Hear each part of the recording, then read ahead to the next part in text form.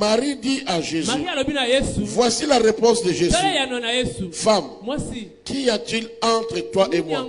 Jésus n'appelle pas Marie maman, ce qui est un terme respectueux.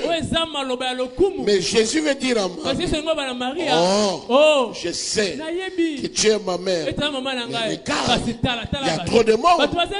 Tu n'as pas à m'exposer. Il y a des gens qui exposent leurs époux.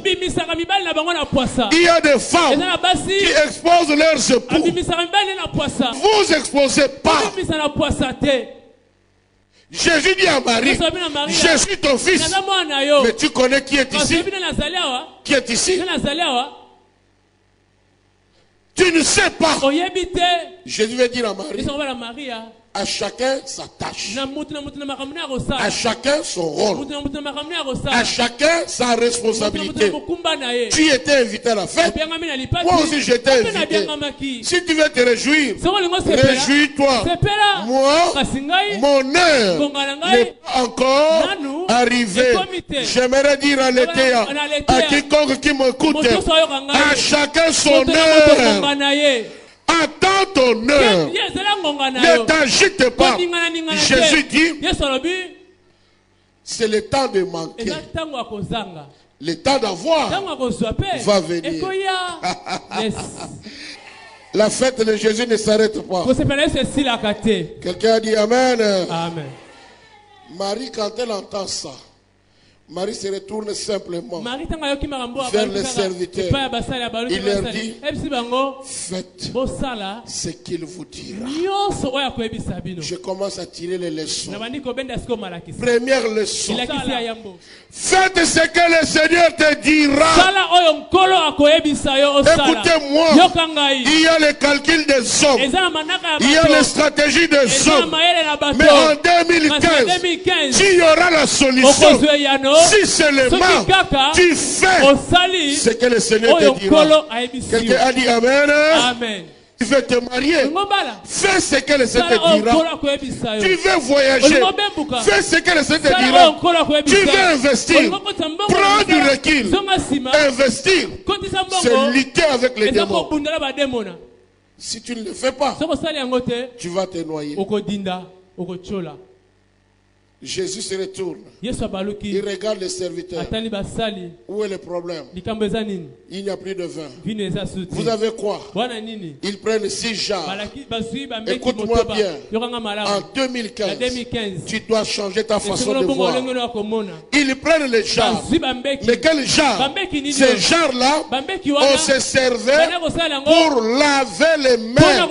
C'était des jarres impropres. C'était des jarres destiné à des ablutions pour des purifications. Jésus va mettre le vin, ce qui donne la joie, dans des jarres dans lesquels les gens lavaient les mains. Je vais dire à quelqu'un, la bénédiction de Dieu ne regardera pas ta saleté. La bénédiction de Dieu regardera la grâce de Dieu. Yes.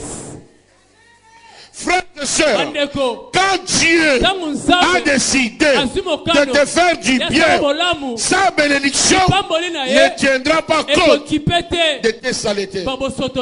Qu'est-ce que je dis? Pour ne pas mal m'interpréter, je ne dis pas va te vautrer dans les péchés, va boire le mal, va te rouler dans la boue. C'est pas ce que je dis. Mais je dis tout simplement, quand Dieu a décidé de te faire du bien, il ne regarde plus ni à ton histoire, ni à ton passé, ni à ce que tu as vécu. Il regarde à la croix. Quand Dieu voit Jésus à la croix, et quand Jésus dit Père, pardonne-leur, car ils ne savent pas ce qu'ils font. Si tu passes par la croix, la bénédiction viendra. Si tu passes par la croix, la santé viendra. Si tu passes par la croix, tu seras élevé. Passez par la croix, confessez vos péchés, marchez avec Dieu, faites ce qu'il vous dira. Quelqu'un a dit Amen. Amen. Deuxième chose. Si tu veux que cette année soit une fête pour toi, sois organisé. Beaucoup de gens manquent le vin dans leur vie parce qu'ils ne sont pas organisés. Alléluia. Comprenez bien, vous qui venez écouter la parole de Dieu ici, tu peux parler en langue, tu peux tout faire, tu peux même être appelé archange. Si tu n'es pas organisé, tu regarderas la bénédiction de loin. Est-ce que le Saint-Esprit parle à quelqu'un? Amen. Écoute-moi bien. L'apôtre Paul dit, je prierai en esprit, mais je prierai aussi avec mon intelligence. Voici le domaine qui apporte le succès. Le cœur, là où Dieu te parle. L'intelligence, là où tu réfléchis. La main, là où tu travailles. Si tu associes le cœur, la tête, la main, sois rassuré, tu vivras le succès, tu vivras le progrès, tu quitteras la pauvreté. Quelqu'un a dit Amen, bien. Amen.